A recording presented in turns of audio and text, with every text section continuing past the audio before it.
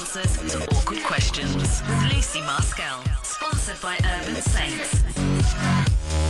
You are listening to Premier Gospel Music for Life, and this is Awkward, the show that gives honest answers to awkward questions. My name's Lucy, and I'll be bringing you some great music and awkward discussion tonight till 7 p.m. So what are we talking about today? Well, this Saturday, just gone, was International Women's Day on the 8th of March. So we're celebrating what it means to be female, and in today's episode, we're talking to my special guest in the studio. She's a lecturer on youth work at YMCA College in London. She writes for Youth and Policy Journal and many other academic publications. And she's identified herself also as a Christian feminist, so it's going to be very interesting. What do women really want? Well, listen in for 7 p.m. for Ladies' Night. This is Awkward. So please welcome to the studio, Naomi Stanton. Hi Naomi, how are you doing? Hi, I'm fine, thank you. Thank you. Well, thank you for coming all the way from London. It's great to have you here. So tell me more about you. What do you do? Well, I'm a lecturer in youth work at YMCA George Williams College, and I recently finished my PhD researching the experiences of young people and youth workers within churches. And so I also do some volunteer youth work for my own church, and so very interested in all things youth work, really. That's fantastic. Well, it's great to have you on the show. So you're technically a doctor, is this right? Yes, Doctor of youth work. Not the kind who helps people. Well, I'm sure you help people, but in a very different way.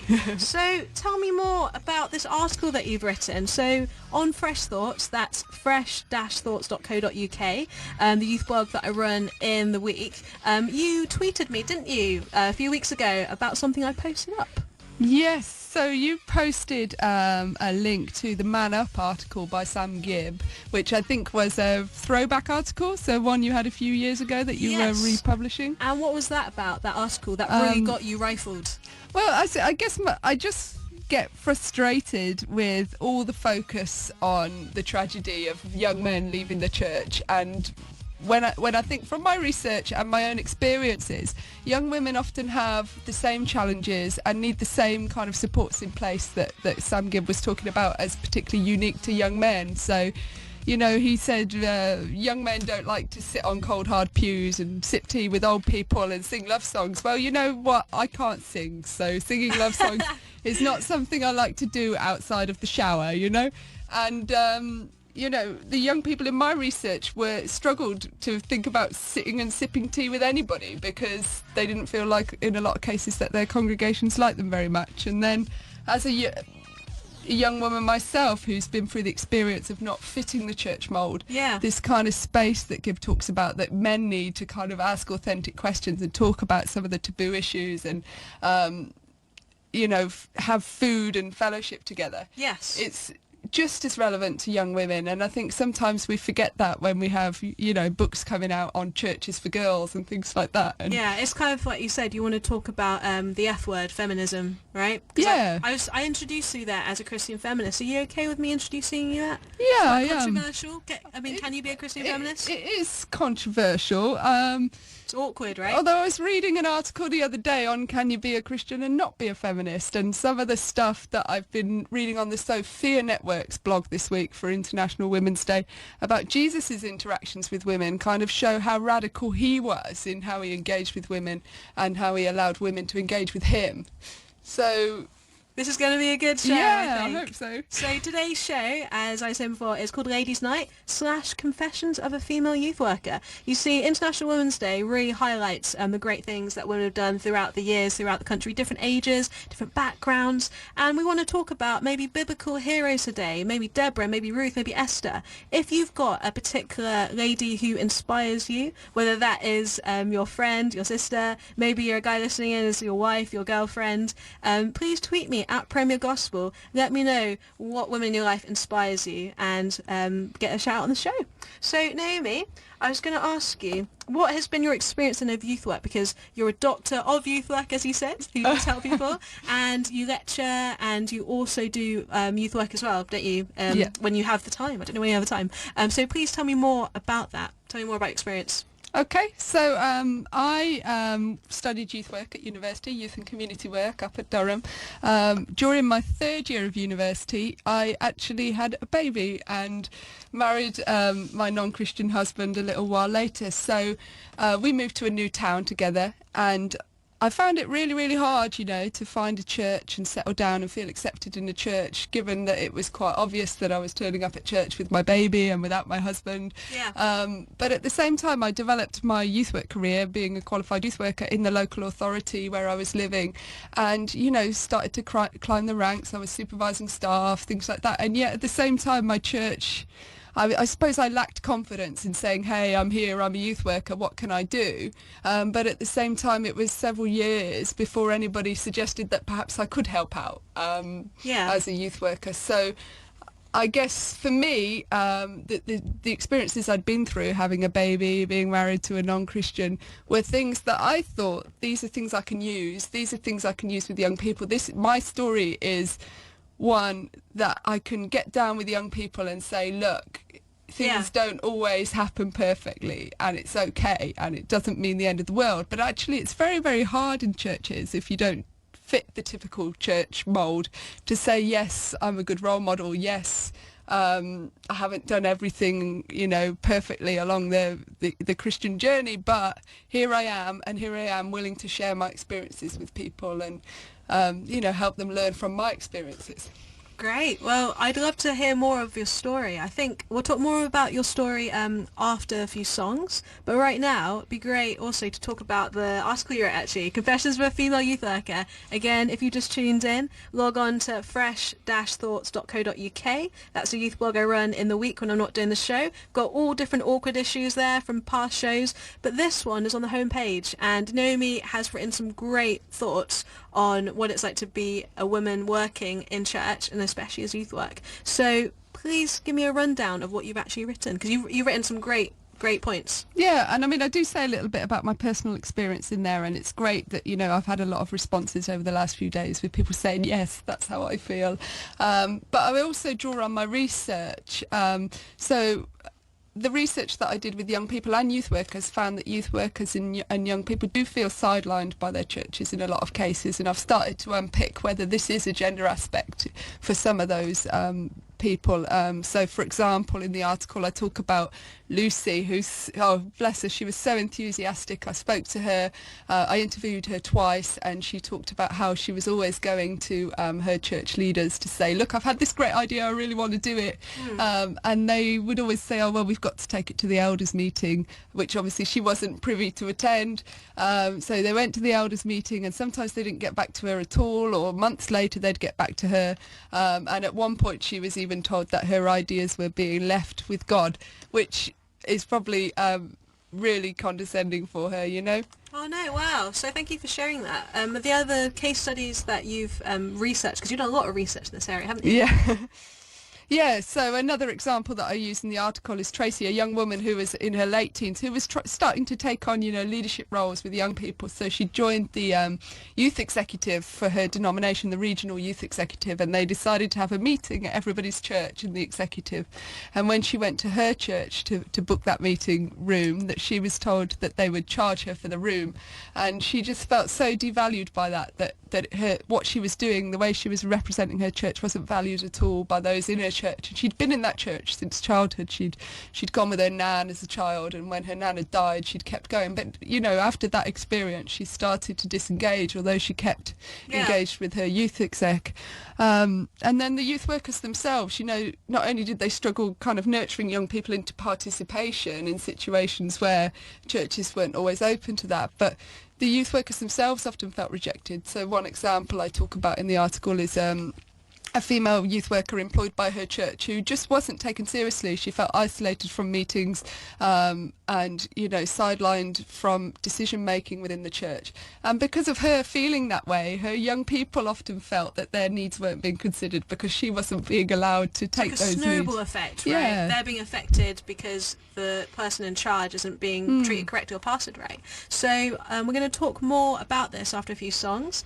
if you're listening, wherever you're listening, let me know where you're listening actually. If you're listening in London, you're listening in the Caribbean, maybe you're outside with your DAB radio, let me know. You can tweet me, you can Facebook me, you can phone me, you can even text me. So here's how you get in touch. Call 020 7316 0101.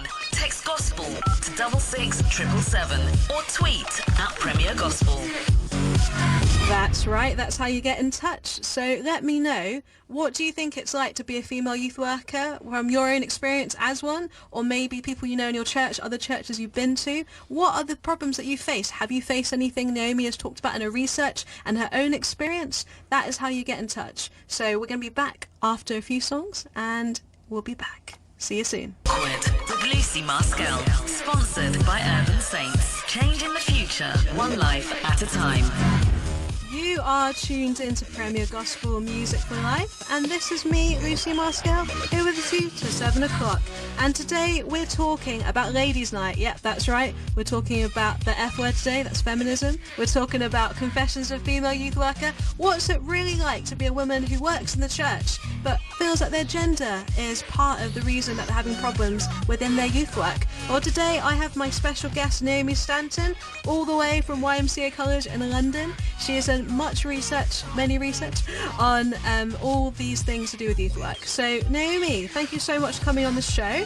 I was going to ask you also about your own experience, because before the break you were talking about how you felt sidelined, you felt that you were a woman who didn't have that particular mould, that typical fitting into the church. Would you like to tell me more about that?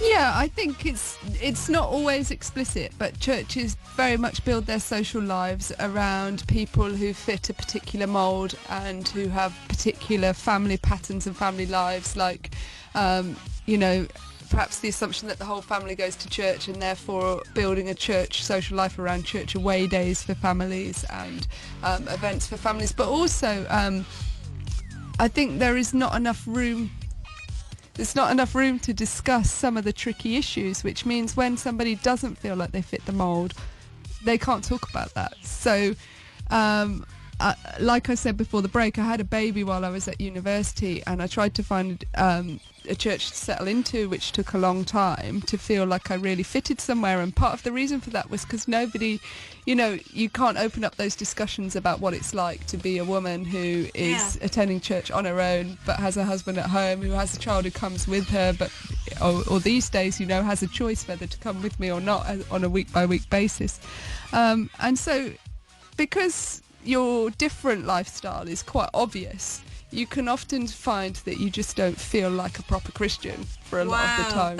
That feels like you're in a place of judgment, of fear, of not knowing, whether you're going to be accepted, right? Yeah, and I mean, one of the things that perhaps is one of the most poignant examples is when I was actually pregnant, and I don't think anybody until they've been in that position can say how they will feel, but I did feel a lot of shame associated with being pregnant.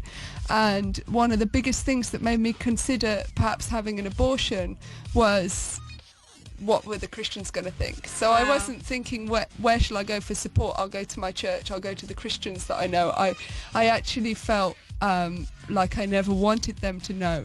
And big shout out to my lovely son Dylan, who is 11 next month. But it's very, very hard to say, to go to your church and say, what, I'm pregnant. Yes. It's not an easy thing to do, and it should be easier. And I really feel for young women who have similar experiences and don't really know if they can go and talk to their churches about it. The church should be the first place they can go for support. They should be able to go and say, look, this is happening, I really need help. And actually, when you don't fit the kind of typical church mould for what a woman or a young woman should be, it's actually very, very hard to go and talk to them. The gender thing is particularly hard for I think, young women and even older women who don't fit that mould, because what do we do when the church is teaching on spiritual headship? My husband is an atheist. If he's my spiritual head, Yes. then I should be renouncing Christianity and following his way of life. Controversial, Yeah, Naomi. I don't know. Really quickly, for people listening in who maybe don't know what spiritual headship means, it's a bit Christianese, a bit maybe of a different term. What does that mean? Just the interpretation of Paul's teaching in the Bible that says that the male should have the spiritual authority over the family. Ephesians 5, is that right? Ephesians 5, Yes, 6? I think so. And Tweet me, let me know, correct me. Okay. And I think, God has given me some real gifts. I love to teach. I love teaching. I'm a lecturer and I really, really enjoy teaching and I get such a buzz from it. But I can do that in a secular context. I can teach university students. In my church, yes, I'm involved with the youth work and I teach the young people, but there is that constant knowledge of there's only so far you can go teaching as a woman in certain churches, and it's hard. Surely if God gives us these gifts and these passions, is he not calling us to use them? Definitely. And what's your experience of being in a secular kind of environment? As you said, you lecture at a college, and also being a Christian female youth worker. Do you feel you are treated differently within the church, like maybe better, worse, than in a secular environment as a female youth worker? I think one of the interesting things is that obviously, without sounding like I'm blowing my own trumpet, I am an expert on youth work, and I don't think that is something that is drawn upon by my church. Yeah, wow. Yeah. And I think. Why do you think that is? I don't know. Do you think that's to do with gender, or is that just generally something else? I think it possibly is to do with gender. I'm not sure. Okay. Well, thanks for sharing that. Well, we're going to be back after a few songs and another ad break to talk to Naomi more about what her heroes are, her female heroes in the Bible, talk about Deborah, talk about Esther. She rose. Yeah, definitely.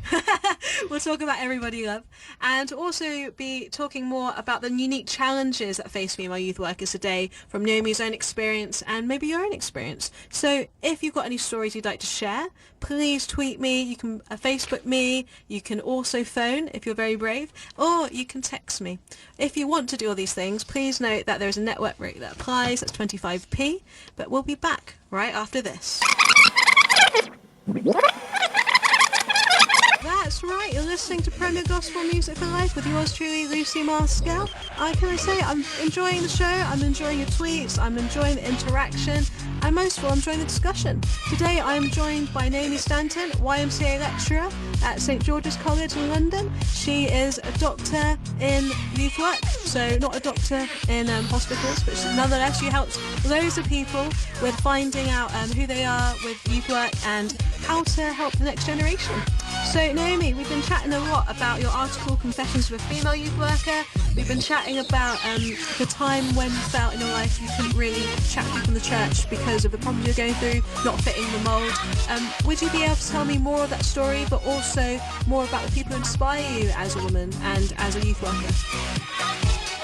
Yeah, I think one of the really encouraging things at the moment is I've been reading the Sophia Network blogs that they've got this month. Sophia Network, what's that? It's a website that's aimed at women and youth workers in Christian leadership and offers a lot of encouragement, a lot of blogs, really grappling with some of the theological issues, not washing over them, but giving you an opportunity to get stuck into them. And shout out to Sophia Network. Yes, and particularly this week, one of the articles that I've really enjoyed on there, because they're doing a series on gender in the New Testament, and this week it's been about Jesus's interactions with women. Brilliant. And Dan Crouch wrote an article on Jesus and the Samaritan woman at the well from John 4, and I guess the reason why this one really personally connects with me is because he's talking there in his article about this passage about how it would have been a scandal anyway for Jesus to be seen talking to a woman in public on his own with nobody else around. Definitely. They thought they would have probably thought that Jesus was flirting with her, right? Yeah, I mean, it just wasn't done. It was a gender norm that he was breaking big time, right? What a rebel. I know. Maybe a feminist. I don't know. Oh, controversial. Do you think Jesus is a feminist? Tweet me at Premier Gospel, facebookme.com/Premier Gospel. Tweet me as well. I just said that twice. But anyway, let me know what you think. Is Jesus a feminist? Would he have favoured women? Anyway, carry on. Okay, I don't think feminism is about favouring women, by the way. Okay. I think it's exactly. This is another definition. Is it favouring women? No, I think it's about challenging oppression, and Jesus certainly did that. And so the woman at the well, she wasn't just any woman. She already had a lot of scandal attached to her. She'd had 4 husbands. She was living with another man, and Jesus knew this, and he engaged with her anyway. And actually, that is what the church needs to do. It needs to engage with women who don't fit the mould, acknowledging that they don't fit the mould, with compassion for their life stories, for the things that they've gone through, for the things that they've done, for what's happened to them, and some of the choices that they've made. And the woman at the well, she, out of this experience, she was the first, this is how Dan Crouch explains it, she was the first evangelist to the Samaritans. She went back and she taught them what she'd learned from that interaction with Jesus. She brought, she was the first woman to bring some of the Samaritan people to Jesus. And for me, that's a real encouragement, because that tells me that my story is not something to be ashamed of. It's something to use as a resource. It's a way of engaging with people, particularly because young people do not always fit the mould, and that's one of the biggest reasons that they struggle with church, is that they're not fitting the mould. They don't fit, they fit in, or they're not accepted. So what do you think, from the Bible, you're talking about women at the well, you're talking about Jesus breaking these stereotypes. Are there any other women in the Bible that you find quite inspiring? Yeah, when we talk about gender, we often quote isolated kind of verses and things from the New Testament, particularly from Paul's teaching. But when we look at the Bible, there are some great female role models there. In the Old Testament, we've got Deborah, who led a whole army of people to success in battle, and she was celebrated. I think in Judges 5 they're celebrating the battle and they're saying, "Lead on, Deborah, lead on," and I love that. You go, girl. Yeah. I'm there with them, and she was a prophet. She was called to kind of give God's word to people and tell them, what God wanted them to do, and she led them forward and she took them to success. And Esther is another one I'm really inspired by. I mean, she married the king, and it was against the law for her to approach the king, even as his wife, without first being summoned. And she says, when she learns that her whole people, the whole of the Jewish people are in danger, she says, "I will risk my life by breaking the law." And she goes to the king without being first summoned, and breaks this kind of dominant gender norm of her day. Tradition. To kind of save he puts these out people. his gold staff, doesn't he? He says you can approach. Whereas I think in that time, if the staff hadn't been put out, she would have been sentenced to death. Is that right? Yeah, quite that's extreme. right. And she wasn't. Did he respect her less for breaking that norm, or did he respect her more? I don't know. We don't know. The gospel of the king. We'll see. Yeah. But no, thank you for that. I think Deborah is a very amazing role model. I think she's called in Judges 5 like a mother of Israel, isn't she? Which is a pretty cool name. A mother of Israel. And her leadership role, isn't she she's very like brutal in a way, like brutal in the sense of very bold. She just goes in there. I think the full story, Judges 4 and 5, there's a man, isn't there, commander of the army. Barak, that's the one. And he says, "Are you sure we should go fight the enemy?" He says, "I'll only go if you go with me." If you go with me. And so she goes with him, but she says a woman will get the credit for this battle. Wow. And, a lot of people use that story to say, well, actually, a woman can step into leadership where there's no man available. But, for me, it does exactly the opposite. It says, in what way? This woman was called, she was a prophet. She knew what they needed to do. And she relayed her prophecy to Barak, and he said, "I won't go without you." He looked to her, obviously, as a leader. She was one of the judges, Yes. And so she said, "Okay, I will lead you. But I will lead you, and it will be clear that it was me that led you." You know? God gives the credit through a woman. And that's what happens, isn't it? And Judges 5, the song of Deborah's singing. It's their song of praise. I mean, it's Deborah and Barak, I think, their joint song. It's definitely. It'll It'll be like in the charts right now, wouldn't it? Yeah. Deborah's number one. Probably be the big scandal in the charts, right? It would be, yeah. Well, if we have any Deborah, I'll play some Deborah. So that's a great woman. What about Rahab, actually? Rahab in the book of Joshua. Oh, who was Rahab? For people who haven't read that bit of the Bible, who's Rahab? Well, Rahab was a prostitute, wasn't she? Who, when Joshua sent the spies, I think it was Joshua who sent them. Yeah, it was Joshua. He sent the 2 spies to check out Jericho. Yeah. And Rahab, the prostitute, hides them. Later we find out that Rahab is in the bloodline of Jesus. I mean, that is one of the kind of messages of the Bible, that Rahab may have been a prostitute, but she was... used by God. Yeah, wasn't she was used by God, and Jesus came from her bloodline. Yes, I think that's amazing. I think for me, when I hear what you say there, I think God can use anybody. God can use people who even feel like they're kind of don't fit the mold, like you said, like when you felt through experience, or people who just feel, oh, I won't be accepted for who I am. You know, so I think that's pretty amazing. What about other people in the Bible? Because there's like Phoebe, isn't there? There's Lydia. Those are the lady disciples, and they're Mary. The first disciples to find Jesus alive, weren't they women? Yeah, I mean, they're not part of the 12 disciples, but they are, you know, clearly some of God's the followers of Jesus. His, you know, in our understanding of what it is to be a disciple or apostle, if we call ourselves disciples, we will call them disciples.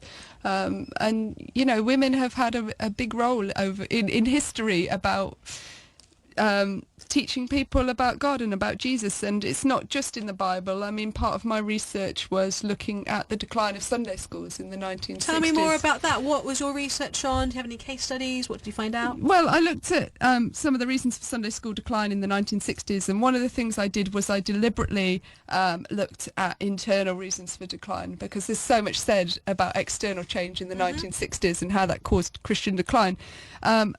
But one of the really interesting things I found, and quite sad things actually, is that the Sunday school teachers of the 1960s, who were predominantly women, they're referred to as her and she in the publications published for Sunday school teachers, were heavily criticised both by their churches and by the Sunday school unions, which were set up to support Sunday school teaching. Okay.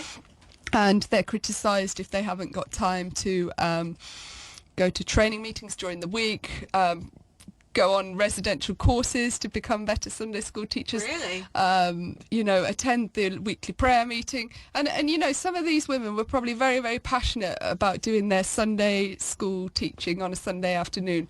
Up until shortly before the 1960s, 80% of young people in Sunday school were not from church families. So this was an outreach thing, not just dealing with the church kids thing. That's great, isn't it? Yeah, but 1960s was the time of massive decline for Sunday school, and it has to be significant that it's also a time at which the teachers were being rejected. And one of the things that's so heavily criticised in the publications for Sunday school teachers in that time is women going out to work.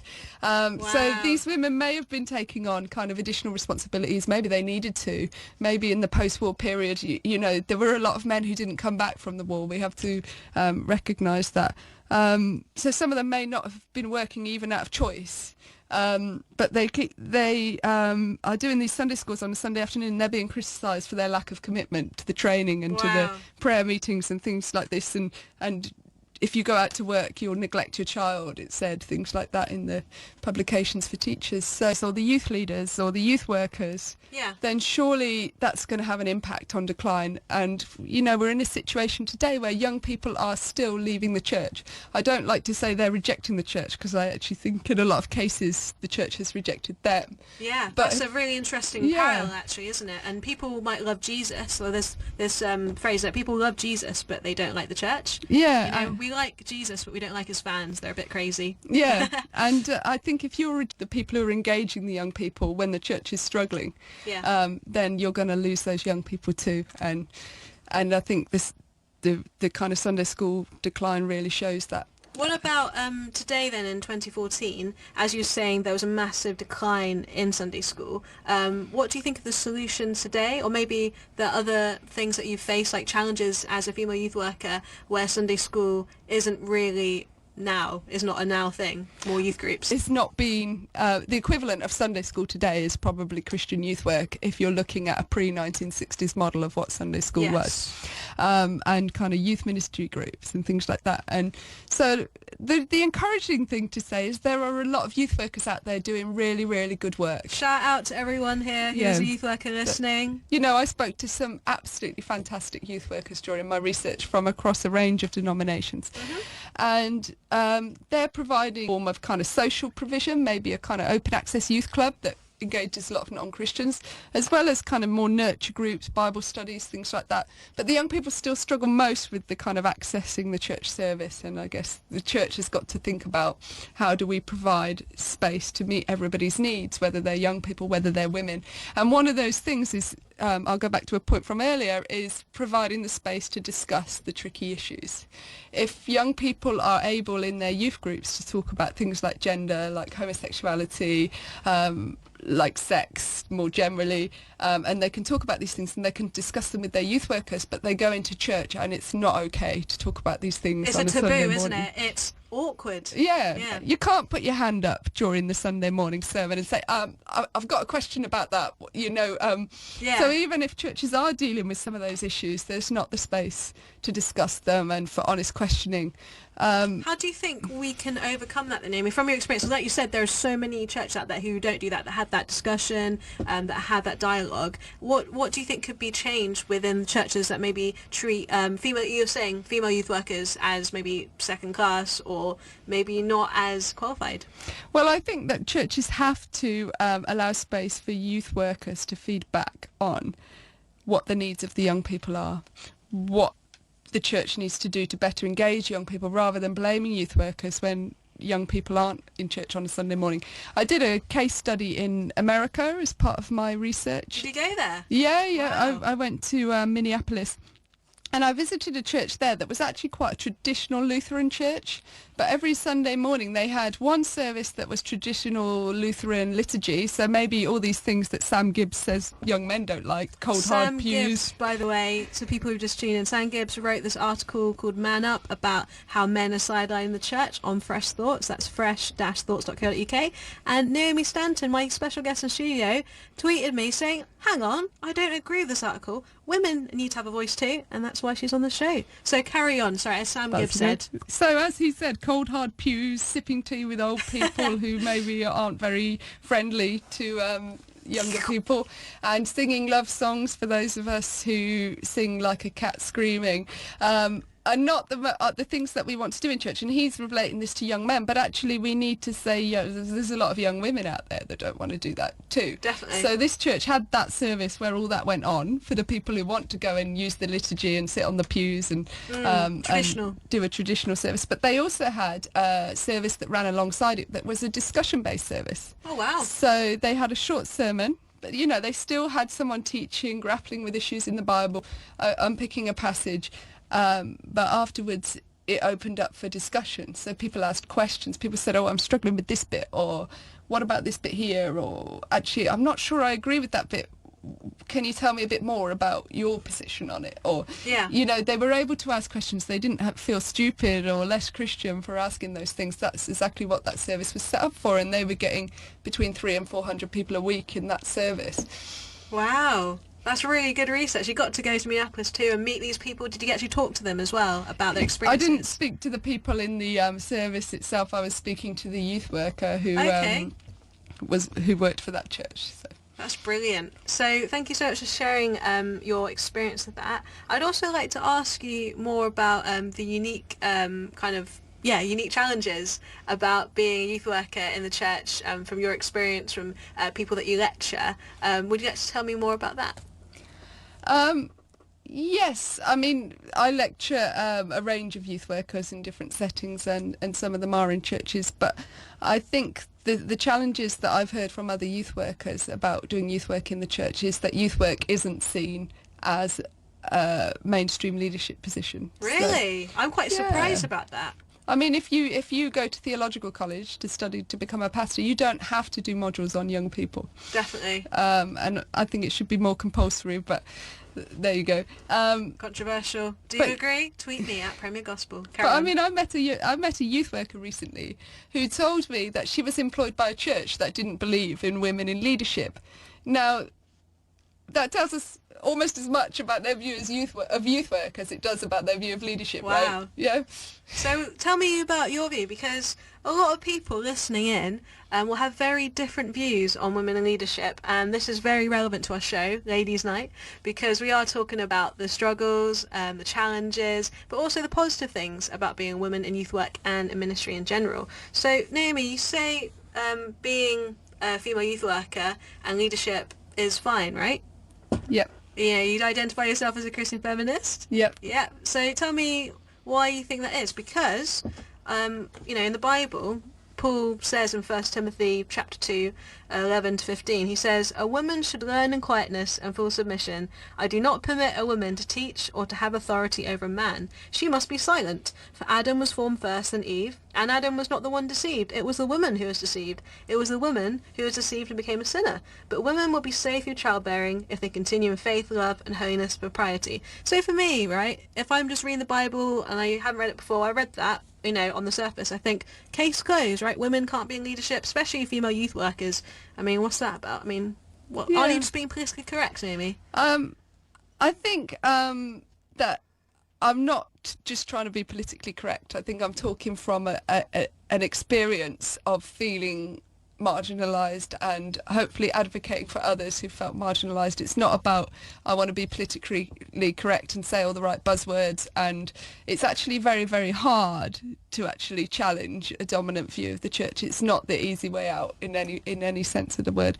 And the passages like that from Paul in 1 Timothy, I will always struggle with those passages, but I don't know whether, if you look through a lot of Paul's teaching, there are places where he says, and this is me speaking, not some commandment from God. Not from God. He does say that in places, and in that particular passage he says, I do not allow. He does not say, God does not allow. And so interesting. For me, that doesn't mean, okay, then I can completely ignore it, but what it does mean is I can look at this critically in the context of the wider Bible, and there are so many examples, we've talked about some of them, of radical women in the Bible who taught others, who had a real impact, and I can't look at one without the other. So it is difficult trying to unpick particularly some of what Paul says about women, but there are places, where he's talking about wives, where he says, in my opinion, it is better to be single, or, like me, like he says, yeah, and so how do we interpret that? I'm not sure, but what I do know is that what we shouldn't be doing is having churches who say this is how you should interpret this and this is the only way to interpret this. We should be encouraging individuals to have a critical look at what the Bible says and interpret some of those things for themselves, because there are contradictions in the Bible. How do we unpick those contradictions and really kind of get to grips with them unless we look at them, if we look at Paul's teaching alongside the stories of Deborah and Esther and the woman at the well who... Ooh, controversial. Yeah. That's what we need to do, and we need to encourage each other within churches to look at our Bibles for ourselves and explore some of those issues for ourselves and come back and challenge our churches and tell them what we found encouraging. It shouldn't just be one person's interpretation guiding the whole thing. Controversial. This is quite awkward. No, this is a great part of the show, because I know a lot of people listening will have opinions on this. So could you tweet me at Premier Gospel, Facebook me, facebook.com/Premier Gospel, leave me a message, and you can also text me, that's first word gospel, to 66777, so put gospel, your first word, and your message. All network rates apply as well, 25p, so make sure you tweet me, text me, whatever you want to do with your opinion. Do you think what Naomi said is valid? Do you think, firstly, there are contradictions in the Bible? That could be a whole other show. And also, do you think that passage in Timothy is talking about women not being able to be in leadership or in youth work? And also, do you see any problems with the church's view of women in not only youth work, but in the church in general? Let me know what you think. 020 7316 0101. Text gospel to 66777 or tweet at Premier Gospel. Hello, welcome back to Premier Gospel Music for Life. This is yours truly, Lucy Maskell, here with you till 7 o'clock. Awkward is the show that gives honest answers to awkward questions, and today is called Ladies Night because not only are we playing an all-lady playlist with some guys featuring too, but we've also got my special guest in the studio, Naomi Stanton. She is a doctor in youth work. She lectures in London at YMCA College, and we've been chatting today all about the advantages and also the unique challenges women face when it comes to ministry, that's youth work, church leadership, and we've been chatting also about our biblical heroes, haven't we, Naomi? Yes, we have. We have. It's been great hearing your opinions on this. So tell me more about your experience with discipling young people, because for me personally, my first year of youth work, I found quite hard, and obviously it's difficult anyway when you start in youth work because it's all new, it's all shiny. But for me, my first youth group was all guys. It was, I think, 12 guys, and they're all between 12 years old and up to 18.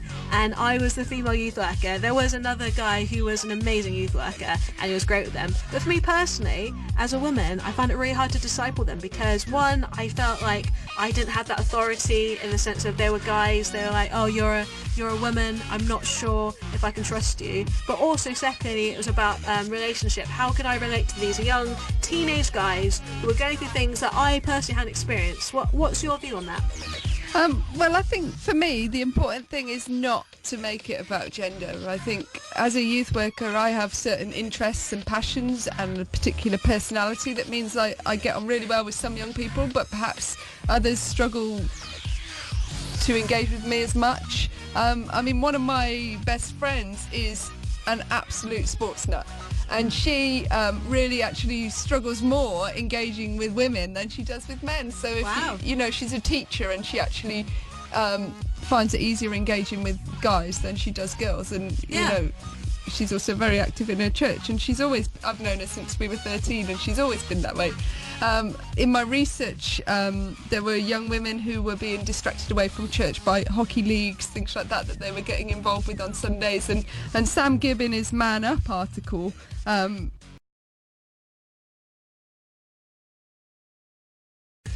Sam Gibb talks about sport being a particular male distraction from church, and the problem with that is what does it do to young people who don't fit the kind of gender mould? You know, there are lots of young women who love sport, and there are lots of young men who perhaps don't. I mean, my son is not particularly a sporty kind of boy.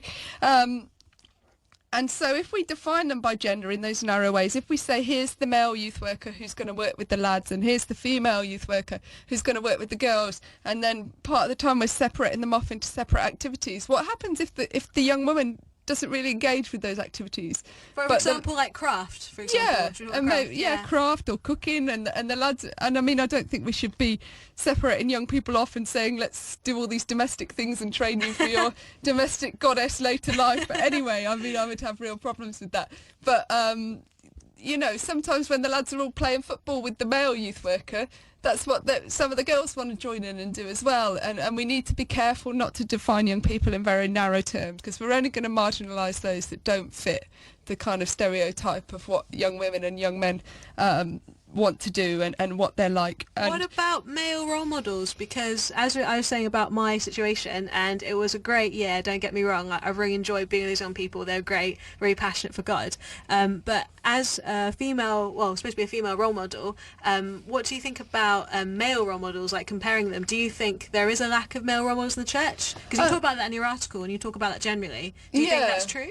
There is a lot more, on an international scale, we have a lot more female volunteers in churches than men. Go women. Do we want to discredit those women by saying we wish some of you were men, or we need some of you to be men? Awkward. Or do we want to actually celebrate what they bring and work with that? I mean, for me, part of youth work is nurturing volunteers. So how do we do that then? How does that go about? Well, most youth workers in a church will have young people who naturally start to take on leadership positions, volunteer roles. Maybe you're supporting a young person to work with a younger group for a while, and then as they get older they come into your group. So the female youth worker in my research who was employed by her church, she got on so well with her youth group, and most of them, there were more males in that youth group than females, and they absolutely respected her. And I would say if you're in a situation where young men are struggling to see a female youth worker as in authority, then that's a problem that needs to be challenged, actually. You know, as a feminist, that's one of the oppressions that needs to be challenged. The F word again. Yes, sorry. And this youth worker was great, but what she also was doing was she had a number of young people who were becoming the young leaders, you know, as young people get older. Them to be taking leadership roles, And as a youth worker, we should be nurturing volunteers with a range of personalities and interests, so that we can engage a range of young people with a range of personalities and interests. And for me, it is so much more about that. It's about a diversity of interest and personality, rather than not gender, like you and said. I think we just cement some of the problems by making it about gender. I think you're right. I think I'm looking at your article now, and you've put in your conclusion that solutions to all these problems, you put bullet point, don't discredit your female volunteers by suggesting the youth work will be ineffective without a man around. Nurture volunteers with a range of interests and personalities. Young people and adults will feel more at home in a church that doesn't define them according to gender. Yeah, and I would say one of my passions is to help the excluded feel included. So perhaps I'm looking more at those at the margins. And yeah, I think we're not going to do that by defining people by gender. Definitely. Well, thank you very much for that. I was going to ask you also about all the articles that you've written yourself in this area, and like you said, Sophia Network and Threads as well. I think you read that blog about women in leadership and also the theological issues around that. How do you approach people then who would say, actually, Naomi, you're wrong? I think as a youth worker, we should have more male role models. Being a woman, you know, we've got different positions in the church, and it's actually not okay what you're doing. I would say, well, you show me these male role models that are all queuing up to do what I'm doing, and you know, and if that person's up for open discussion, then I actually think that one of the solutions is open discussion. I think churches need to encourage honest questioning. Why do you think that is, though? Do you think it's fear? Do you think it's like, again, is it a domination thing? Like, why do you think some churches don't have the openness of, let's talk about the gender issue, but let's not make it about gender, like you said? I think there is a long tradition of how churches run, and that's why Sunday services are so uniform across the globe. You know, the timing of Sunday services is on the Sunday because the Roman leader Constantine decided that Sunday should be the new Sabbath. It's at mid-morning so that the dairy farmers can milk their cows and get to church, you know, and some of these things continue as unquestioned traditions, and the way that the service runs is that somebody stands at the front and they talk at the group, and there is no space then to kind of put your hand up and ask a question and say, how do we kind of interpret that in this context? So maybe we should do church differently then. I think that's the message I'm getting from what you're saying. Yeah, and certainly from my research, so many of the young people said, I love that we can do this in youth work, but we can't do it in church. And the anxiety about the transition to adult church was massive among the young people, particularly those who were getting older. And, you know, I saw youth workers kind of setting up 18 to 30s groups to keep the young people engaged, because they were disengaging from church services but still very much an active part of their youth groups, where there was space to discuss, to participate, to take an active role in things, you know. Wow. And like, what's the examples you've got? Because you were saying there have been a lot of young people who want to go in adult church, but it's hard, a big step. Like, what causes that, and what are some examples? Well, the young woman I spoke about earlier, who was on her youth executive and was told that she might be charged to hire a room for her youth executive to meet, that for her was a defining moment in kind of disengaging from adult church. But there were other more gradual examples. For example, I spoke to a young man who was starting university in the city that he lived, but his university was across the other side of the city, and he was going to be living in halls. And he said to me, yeah, sure, I'm going to come back for youth work, but I'm not going to come back on a Sunday morning for church. That's sad. Because he didn't feel that it engaged with him. You know, it wasn't set up in such a way that it kept him wanting to come back. He would just come as a passive kind of consumer to sit there and listen. And young people don't want to be consumers. They want to be partakers, They want to participate. Every single young person I spoke to in my research, and that's 34 young people, were involved in some kind of fundraising, volunteering, or social action through their youth groups, and often said it was a lot harder to find those opportunities for participation in the wider church. And, you know, particularly with young women, it's even harder in a church that doesn't see women as taking on leadership roles. What do you think the solution is then to women? Let's say we've got someone listening now who is a youth worker in her church, in her parish, and she's thinking, I don't feel I can do as much as a guy who had that role, but also the opportunities that I have. What do you think the solution would it be to leave the church again? Would it be that open dialogue? Like, what happens if that dialogue doesn't work? What do you do then? I think you've got to keep trying. I mean, you provide that space for your young people to have that questioning, and you keep pushing for the wider church. I mean, I love my church. I'm not going to leave them over their views on gender, but they're not perfectly in line with mine. But if I leave that church, then who's going to challenge them, you know? Absolutely, yeah. You're a bit of a maverick. Yeah. As if it were. So any last thoughts you'd like to leave with the listeners about your experience of youth work and experience of being a woman in ministry?